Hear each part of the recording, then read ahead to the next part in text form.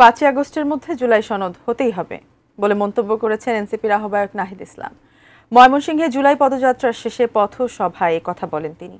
এ সময় এনসিপির দক্ষিণ অঞ্চলের মুখ্য সংগঠক হাসনাত আব্দুল্লাহ বলেন, এনসিপির নাম ব্যবহার করে চাঁদাবাজি করলে তাকে ছাড় দেওয়া হবে না। ময়মনসিংহ প্রতিনিধি আসাদুজ্জামান সুমনের তথ্য, ছবিতে ডেস্ক রিপোর্ট।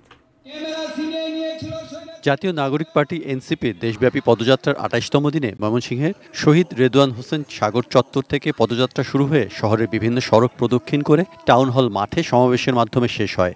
কর্মসূচিতে অংশ নেন কেন্দ্রীয় ও স্থানীয় নেতাকর্মীরা। সমাবেশে এনসিপির দক্ষিণ অঞ্চলের মুখ্য সংগঠক হাসনাত আব্দুল্লাহ বলেন, কেউ এনসিপির নাম ব্যবহার করে চাঁদাবাজি করলে তাকে ছাড় দেওয়া হবে না।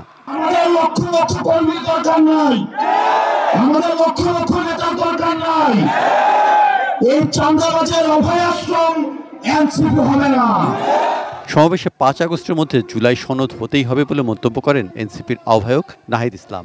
ঐক্যমত্য কমিশন বলছে জুলাই সনদ হবে, আমরা বলছি জুলাই সনদ হতেই হবে এবং সেটা 5ই আগস্টের মধ্যে।